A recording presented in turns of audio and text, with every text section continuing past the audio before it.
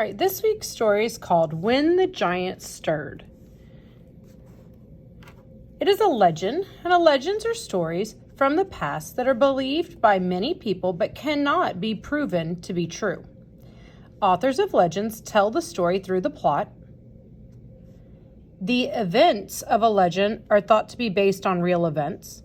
Authors of legends use lots of sensory details and figurative language to develop the setting and the characters. So lots of sensory details. Those are your five senses, things that appeal to your sight, taste, touch, smell, hearing, okay? And we'll point some of those out as we go through. Figurative language, where they say something but mean something else. When the Giant Stirred. So this story is written a little differently. It's like a poem, okay? It has lines and stanzas. If you notice, all the lines are numbered. One, they skip two. Actually, the stanzas are numbered 1, 2, 3, 4, but you have different numbers of lines in each stanza. This story is full of lots of pictures. Okay. Are you ready? Here we go. Long, long ago, in a blue, blue sea, lay a green, green island. On the island, there were white sandy beaches with coconut palms where great sea turtles came by moonlight to bury their eggs in the sand. On the island, there were leafy green forests with brightly colored butterflies where noisy red parrots screeched and chattered from the treetops. On the island, there was a cool blue lagoon where many silvery fish swam in an underwater garden of strange and wondrous animals. Okay, so what I noticed was there was lots of things that appealed to my sense of sight. Lots of colors, okay? Down here it even talked about noisy, screeched, and chattering. That's appealing to your sense of sound, hearing. Silvery fish. So I know that they're on an island, obviously. Okay. I was describing it. Let's take a look at the pictures.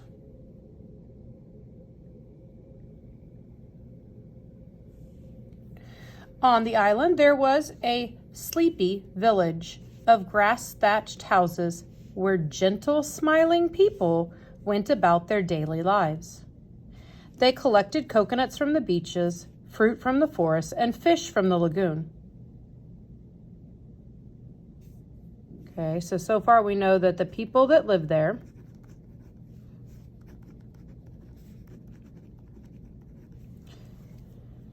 they collect coconuts. They live in grass-thatched houses. That gives me a good idea of what their houses look like. Over all of this peaceful island towered a great cone-shaped mountain. Most of the time it was quiet, but sometimes it let out a puff of smoke or rumbled like a giant mumbling in his sleep. They said that there was a cone-shaped mountain, and they compared it when it let out smoke to a giant rumbling in its sleep. So that's some figurative language right there. What do you think they're talking about? Cone-shaped mountain, smoke coming out. If you said maybe a volcano, oops, my pen ran out. So maybe put a question mark. We're unsure, but I see some hints going on here. So here's those people. When the giant stirred, the people of the village took garlands of flowers up the mountain and threw them into the crater at the top. They prayed that the sweet, heavy scent of the flowers would put their mountain god back to sleep and give him pleasant dreams. So what I'm thinking is, I see that when the giant stirred, they're talking about the volcano going off. I think that they're referring to the giant is the volcano. Let's keep reading to find out. That pen ran out too. But there came a day when the mountain would not go back to sleep. It rumbled and roared. It belched out black smoke, which fell as a rain of cinders on the village. Okay, so the volcano it's now erupting. Now erupting. Make sure you're taking your notes and your jots as we go. Uh-oh, here's the people. They look scared. Look at their faces. Worried? Scared, maybe? The people were afraid to go up the mountain. Instead, they huddled fearfully in their homes. The parrots and all the other birds flew screeching and chattering up into the sky. They made a great, colorful, noisy cloud which flew away across the sea in search of another island on which to live. So because the volcano is going off, the birds fly away to another island, don't they? They're leaving this place.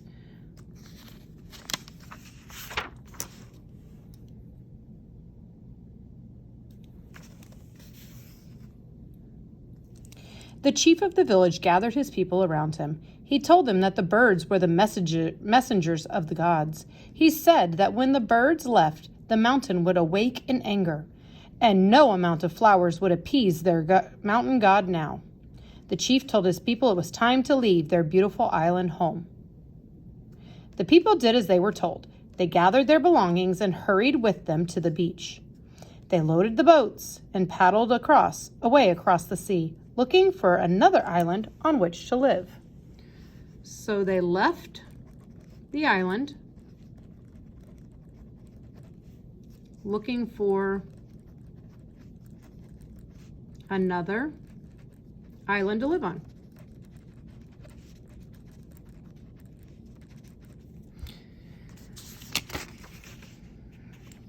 You can even see in the smaller picture up top the boat that they're loading up, getting their things to go. So now it's erupting. That's what we call when the volcano goes off. And you can see how their entire island was made up basically of just the volcano where they lived. So it's not like they had a bunch of extra island over here to move to away from the volcano. For days after the people left, the mountain belched out black smoke. It rumbled and roared till the ground shook and shook and shook. So these are all words that are appealing to your sense of sound. Then, they want you to kind of wait a minute. The island people heard the explosion miles away across the sea. They had just landed on another island, but they knew they were not yet safe.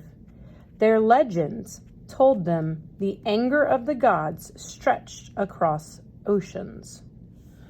So I think this part right here, they talking about the fact that they knew they were not yet safe, that their legends, the stories that they had been told, so somehow they are still not safe. I'm not sure how.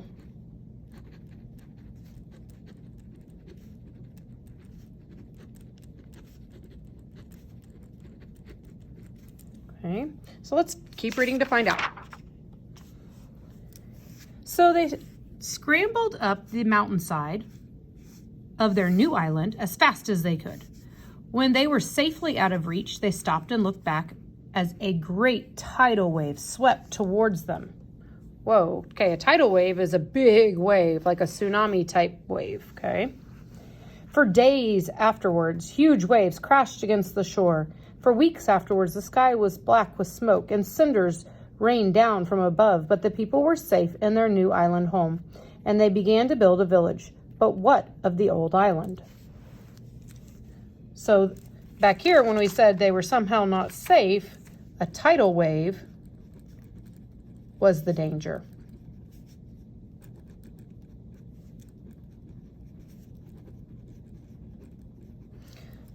So they start to build a new life.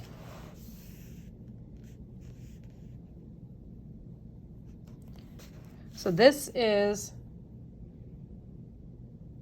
their old island here. This is what's left after the eruption.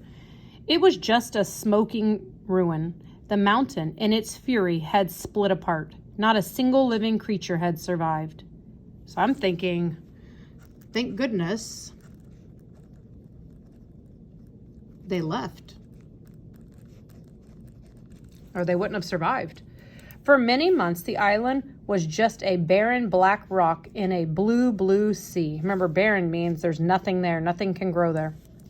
Little fishes swam around it, and some found their way into the lagoon. Strange and wondrous animals began to grow there. One day, some seeds blew over in the wind and lodged in a crevice in the rocks. Little plants began to grow.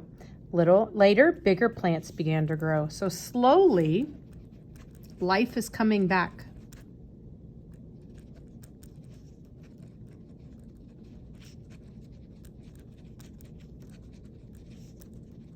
Now, that's an inference right there. It did not say that the island was starting to get more life. It gave us hints. It told us seeds blew over. They began to grow, and then bigger ones. It said finally a few fish went into the lagoon, right? So they're giving you hints, inferences you had to put together with what you know in your head to come up with the new information. Turtles, birds, let's see. Kind of looks like the beginning of the story. Storms washed white sand up onto the shore. Coconuts bobbed up in the water and came to rest on the sand. They put down roots and began to grow into coconut palms. So trees grow. Then great sea turtles came by moonlight to lay their eggs in the sand. Weeks later, little hatchling turtles broke free from their nests and scampered across the beach into the sea. So sea turtles are there. Butterflies blew over on the wind and found a home among the plants, and a pair of parrots flew by and settled on the coconut palms. So now we have butterflies also. Parrots.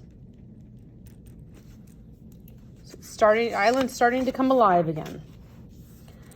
Month by month, year by year, plants and animals returned until there was once again white sandy beaches with coconut palms, leafy green forests with bright colored birds and butterflies, and a cool blue lagoon with silvery fish and an underwater garden of strange and wondrous animals. Perhaps one day there would be also a sleepy village of grass-thatched houses with gentle, smiling people. For the legend says that just as the mountain gods destroy themselves, so too are they reborn an island.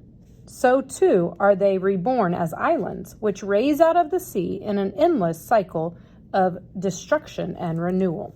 So I'm going to circle this part, okay? This is kind of the message or the lesson of the story, right? Of the legend. So it's saying that this legend, okay, that the mountain gods destroyed the mountain by blowing it up, right? But then somehow it's reborn into a new island, like it described. And so that is an endless cycle. So that's just going to keep happening and happening and happening, right, over time. So you can come and you can answer these 3 collaborative discussion questions.